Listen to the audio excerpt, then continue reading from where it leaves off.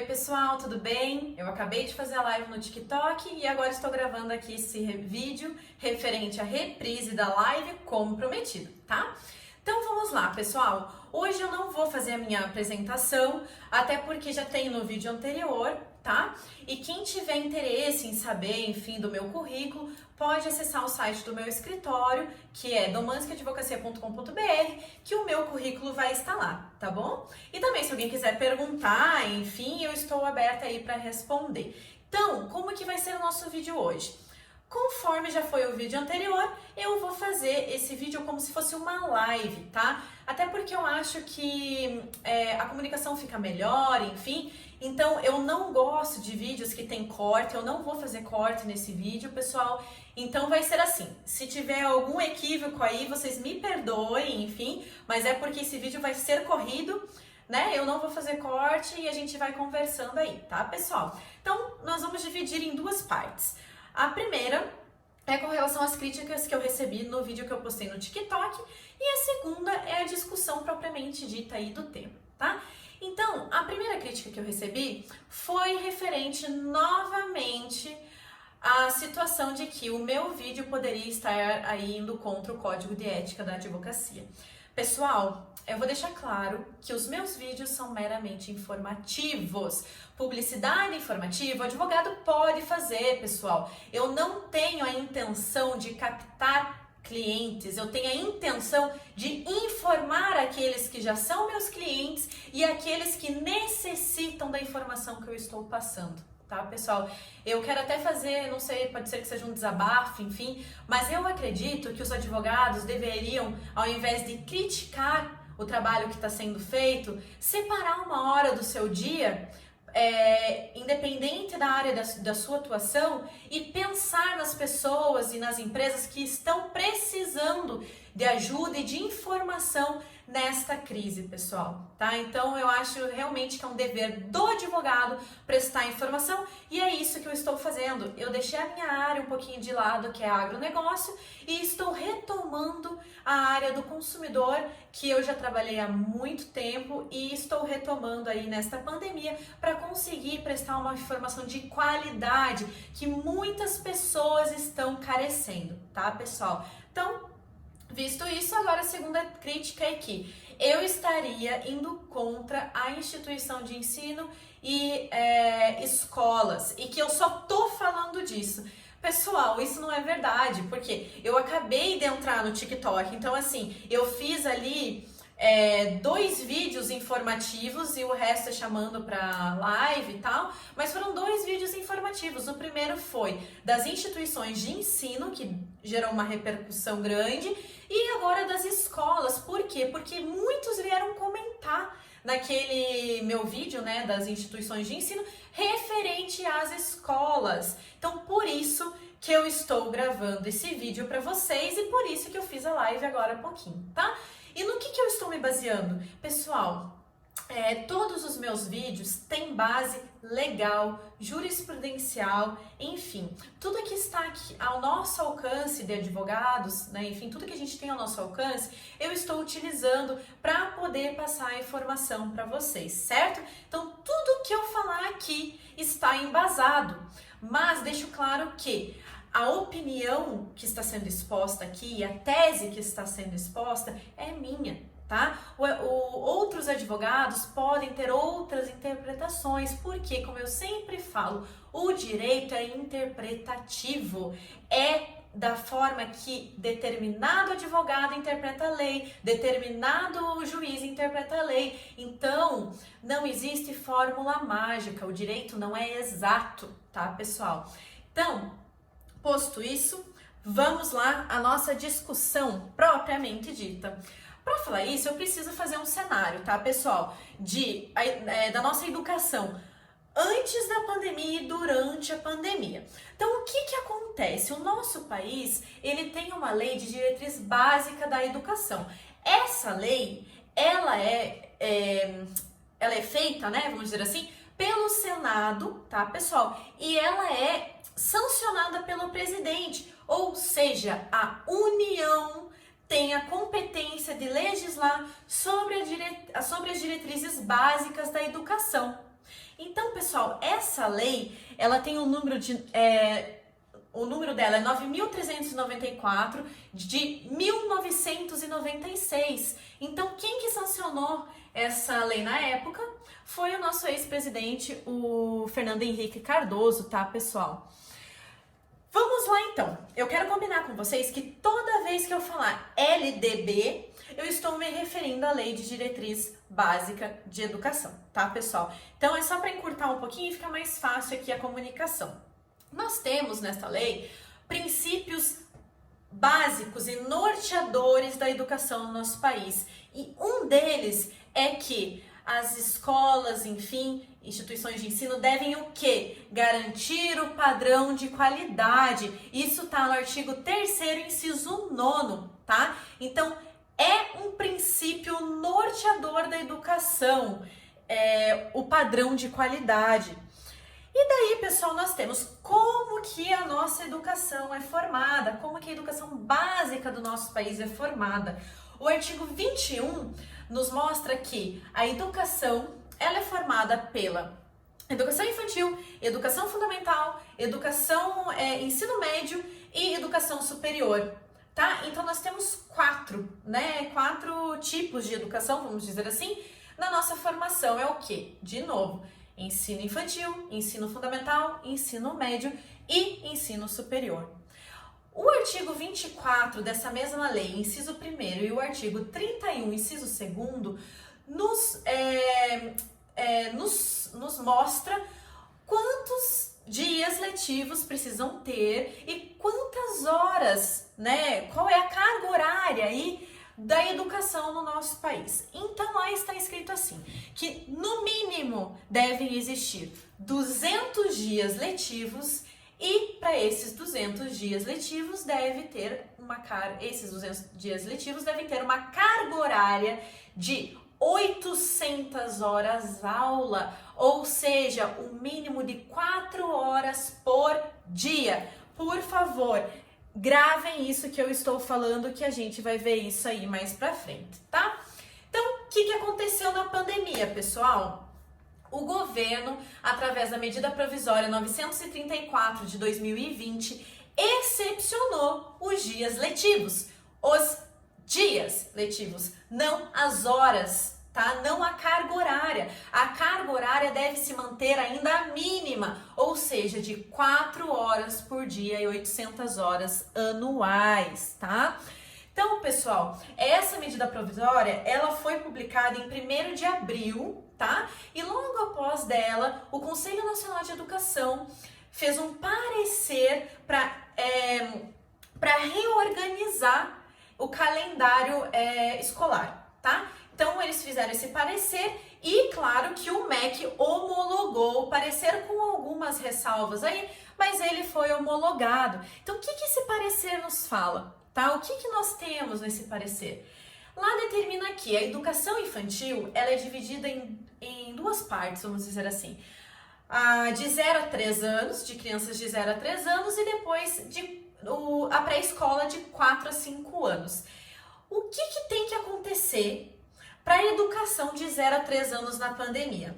As escolas devem orientar os pais sobre quais atividades ali de estímulo eles devem passar para os seus filhos. Se é de leitura de texto, se é com jogos, se é de música infantil. Quem tem que orientar os pais são as escolas. Por favor, prestem atenção nisso, tá? Então, nós temos ainda aqueles pais que têm dificuldade com leitura. E para esses pais, as escolas devem passar um ensinamento concreto, uma orientação concreta, tá? De qual modelo ele deve utilizar aí de ensino, de estímulo para o seu filho. Se são leitura em voz alta, através de vídeo, enfim. Quem tem que orientar isso são as escolas. Depois, então, nós temos o quê? A pré-escola, que é de 4 a 5.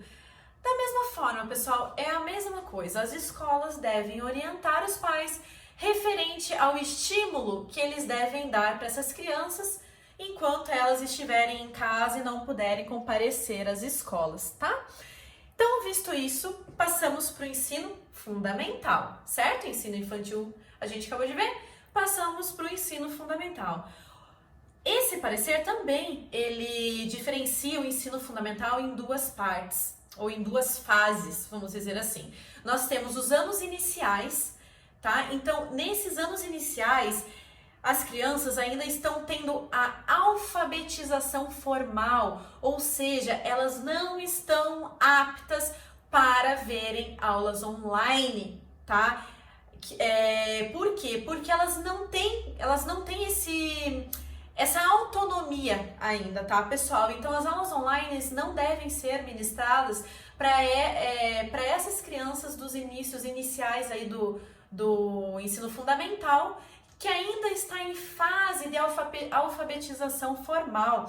Então, o que as escolas devem fazer? Orientar as famílias com roteiros práticos, estruturados, para acompanharem aí, para essas famílias e pais acompanharem a resolução das atividades. Ou seja, as escolas devem mandar atividades para esses alunos e cabe aos pais, aos familiares aí, acompanharem a resolução, tá? Novamente aqui, os pais, eles não são professores. As escolas não podem ver os pais como professores, eles não tomaram o lugar do professor. Qual é a figura deles, né, nessa pandemia? Mediadores do ensino, ou seja, eles mediam a educação da escola com o aluno, tá? Então gravem isso. Os pais não são professores, eles são mediadores do ensino. Alguns exemplos que nós temos aqui de atividades, enfim, que as escolas podem fazer nesses ensinos iniciais aí, né? Nesses anos iniciais, desculpa. Um deles vídeos de curta duração, vídeos educativos de curta duração, que não necessitem de conexão simultânea.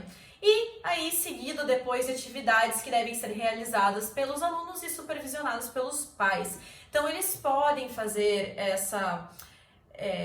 postar, enfim, se utilizarem de vídeos educativos de curta duração. Até porque, né, pessoal, ninguém fica preso ali num vídeo, principalmente criança. A criança fica presa num vídeo que não é de interesse dela, entende? Então, o vídeo deve ser curto, deve ter aí uma didática que aquela criança consiga entender aquele conteúdo que está sendo passado.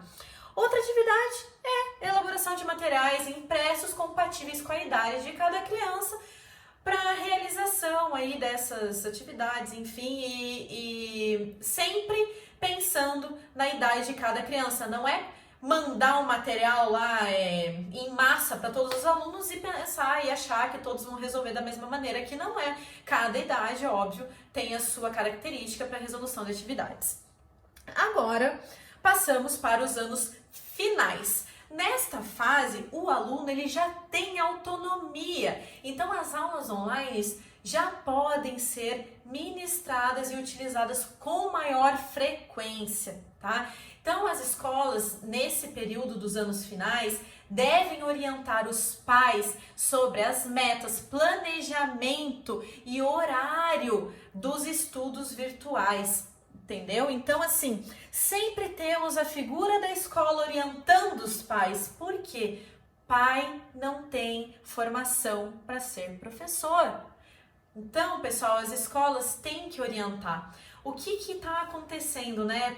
Pelo fato de não ter essa orientação das escolas, muitos pais vêm questionar ou vêm falar comigo referente à dificuldade que estão tendo em ensinar os seus filhos.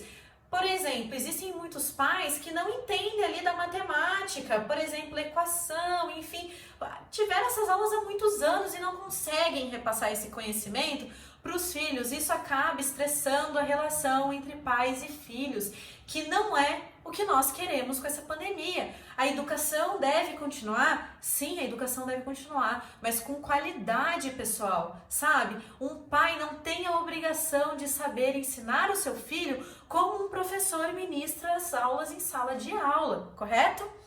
Então, o que alguns exemplos aí que as escolas podem utilizar para esse ensino fundamental aí dos anos finais. Novamente, vídeos educativos de curta duração, e aqui nós temos um diferencial. Podem ser realizadas atividades assíncronas e síncronas. Para quem viu o meu vídeo anterior, já está aí bem ciente do que é e já sabe a diferenciação dessas atividades de assíncronas e síncronas.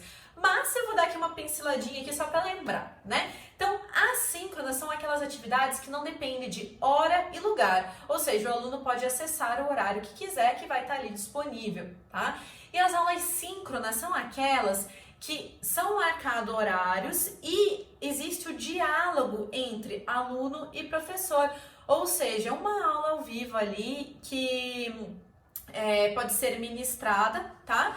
Só que o que acontece? As escolas devem prestar muita atenção na capacidade tecnológica dos alunos. Muitos não têm essa capacidade, muitos não têm uma internet boa para assistir uma aula ao vivo e acabam perdendo o conteúdo.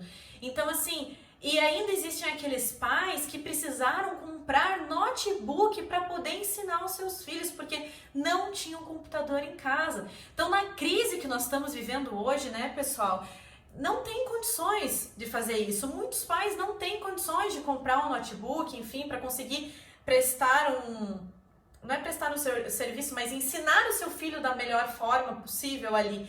Então, nós temos que realmente prestar atenção em cada aluno e no que ele tem capacidade de fazer ali, tá, pessoal? Porque não vai adiantar nada fazer uma aula simultânea e uma aula ao vivo e só 2 pessoas da sala, ou 2 alunos poderem ver essa aula, não é mesmo?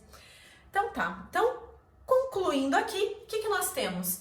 Para o ensino infantil, as escolas devem orientar qual material de estímulo os pais devem usar para os seus filhos, para estimular os seus filhos, né, que são da idade de 0 a 3 e na pré-escola ali de 5 a 4.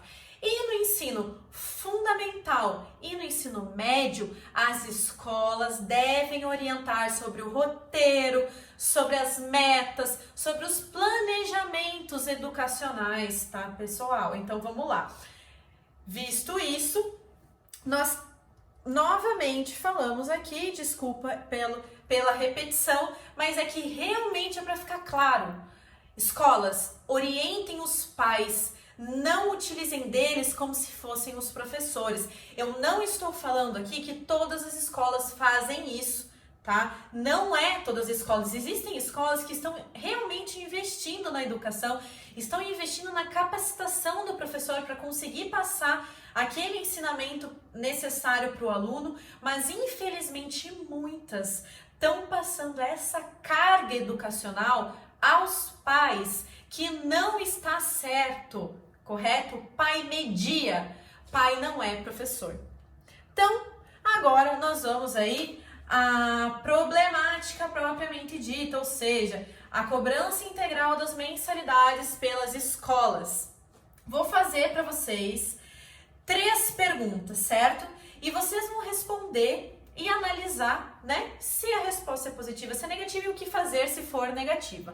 A primeira, a escola do seu filho está lhe orientando, como eu falei acima, há pouco, o seu filho está tendo 4 horas de aula por dia?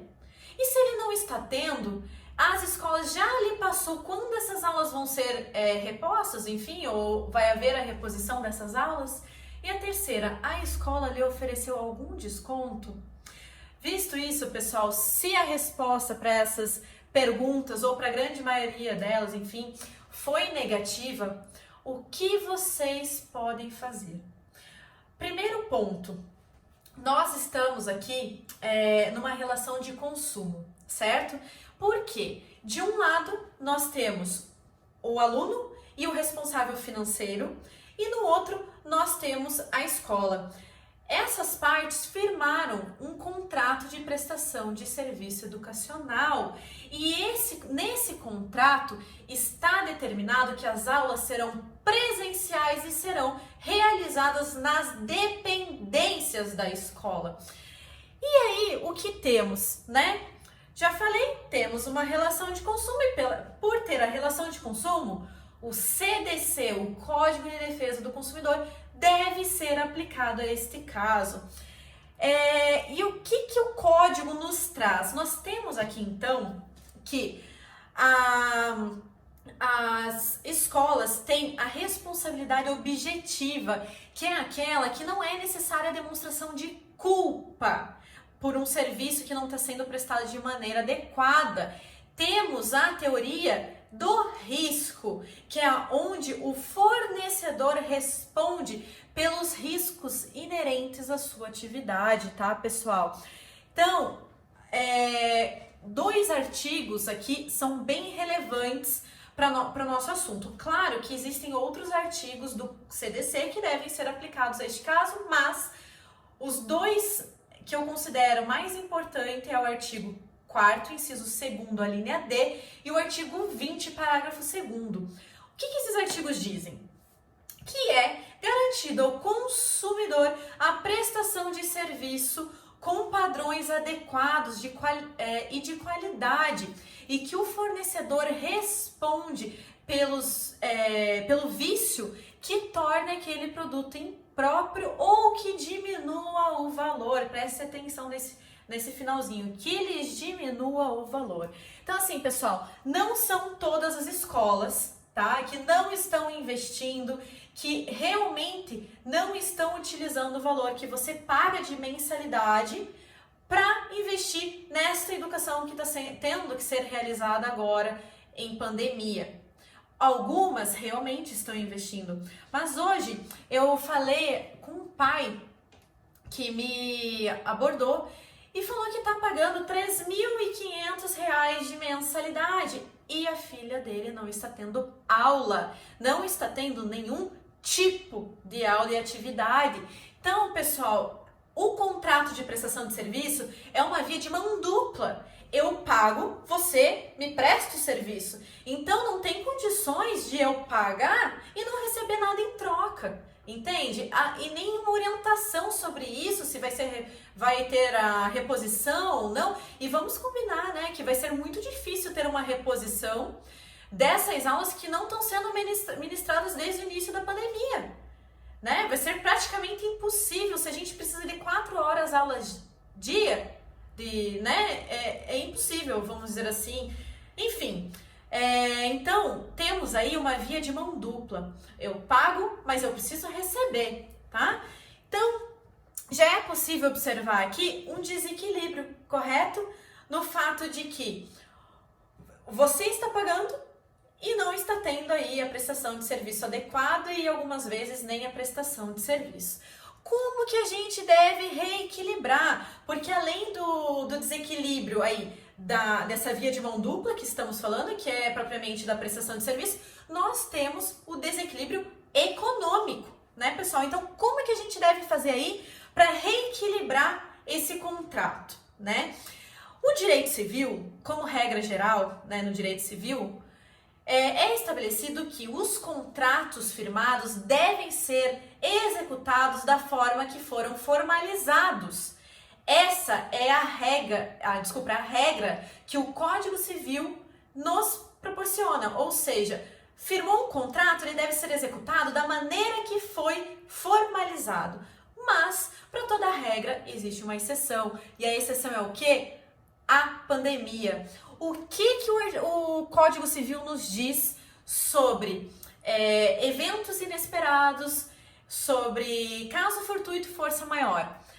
O artigo 393 nos fala o seguinte, que o devedor não responde pelos prejuízos resultantes de caso fortuito ou força maior. E além deste artigo, nós temos o artigo 478, que é de suma importância, que diz que nos contratos de prestação, de execução continuada, se a prestação de uma das partes se tornar excessivamente onerosa em virtude de acontecimento inesperado ou extraordinário, o devedor poderá rediscutir o contrato. Então, só repetindo aí porque eu me engasguei, né, no início, o que que acontece? Contratos de execução continuada. Se a prestação de uma das partes se tornar excessivamente onerosa, em virtude de acontecimento aí extraordinário e inesperado, o contrato poderá ser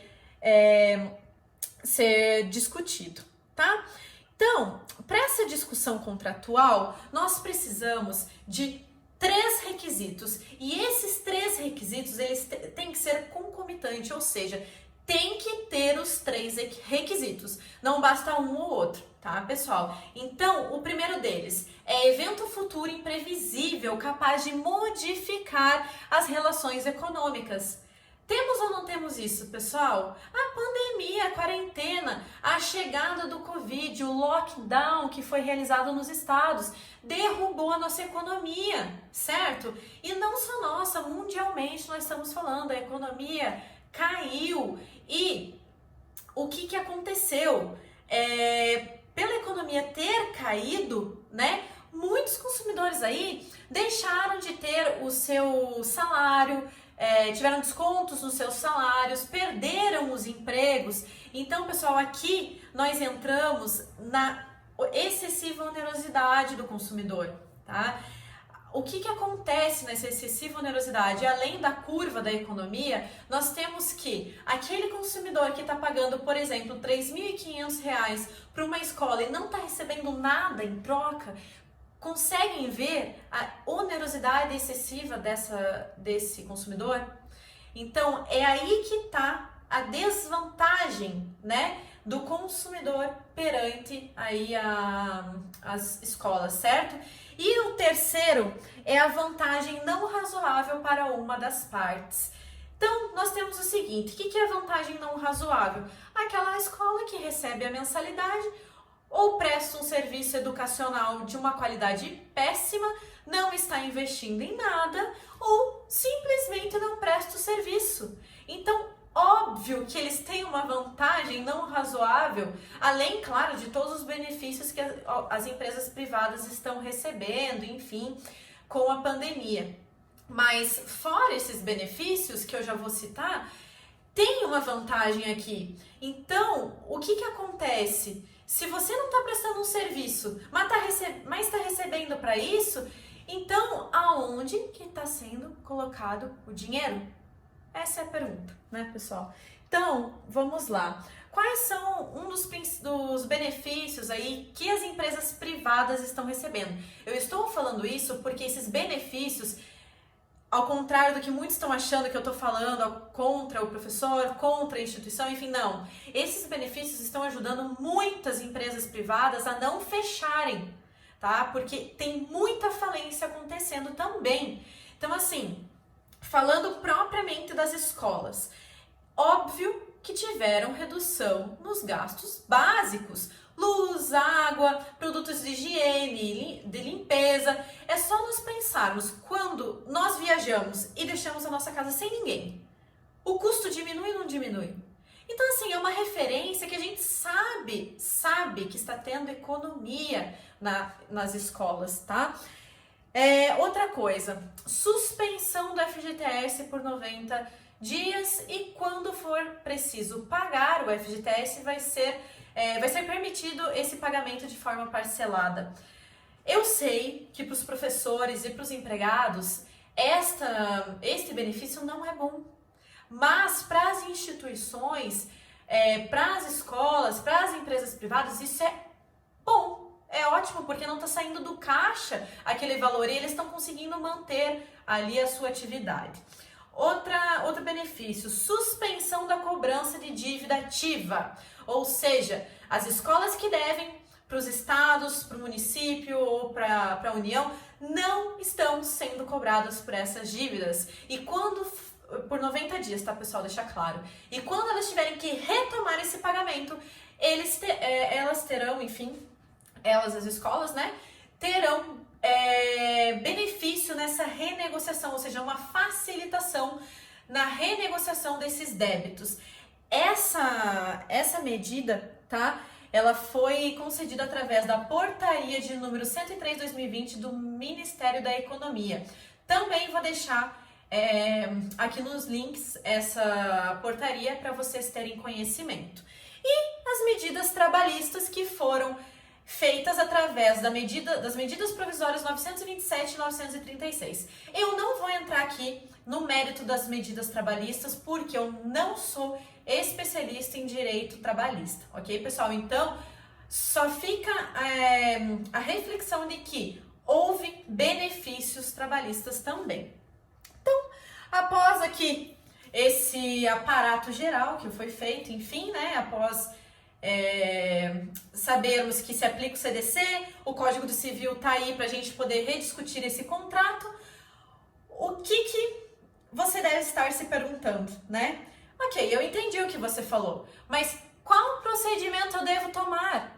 Então, pessoal, respondendo essa pergunta, a primeira atitude que você deve tomar é conversar com o setor financeiro e jurídico da sua escola, da escola do seu filho, expor essa situação para eles, conversar, dialogar, porque a via extrajudicial que a gente fala, que é esse diálogo com as escolas, ela é a primeira medida que tem que ser tomada.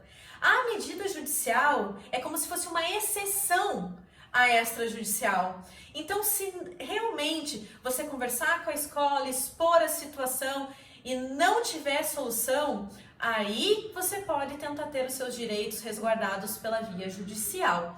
O que está acontecendo? Muitas escolas não estão conversando com os pais, muitas não estão nem com os seus profissionais desse setor financeiro e jurídico disponível para conversa com os pais. Então isso dificulta muito o diálogo, o que acarreta ações judiciais que poderiam muitas vezes ser evitadas, entendeu? Então assim, não tem diálogo entre escola e os alunos e os pais e responsáveis ali financeiros, infelizmente vai ter que aí apelar para a via judicial para o advogado tentar fazer valer o seu direito. Por que eu falo tentar? Porque o advogado tem um trabalho de meio. Nós não temos como garantir para você que você vai entrar com uma ação judicial e vai ganhar. Porque assim como eu falei no começo do vídeo, o direito, ele é interpretativo. Então vai depender de muitas coisas, como provas, enfim, que serão apresentadas no processo, e lá na frente nós vamos ter uma sentença que o juiz ele vai dar a sua decisão com base nas provas em que recebeu e nos argumentos que existiam tanto na petição inicial, que é aquela que o consumidor vai fazer, quanto na defesa das escolas, pessoal. Então, para você ter uma sentença procedente, depende de todo o material que será apresentado, tá? Então, pessoal, foi isso que eu falei na live. Eu espero que vocês tenham gostado da live para quem viu, e para quem está vendo esse vídeo, eu espero que vocês tenham gostado. E toda semana eu vou estar tanto no Instagram quanto na live do TikTok, porque eu vejo que no TikTok as pessoas estão carentes de informação também, e foi lá que eu percebi que os consumidores necessitam da ajuda dos advogados. Então eu estou fazendo as lives mais no TikTok, tá? Mas eu vou estar toda semana aqui postando vídeo no Instagram para vocês, referente a temas relevantes aí desta pandemia, tá bom? Espero que tenham gostado. Um abraço a todos.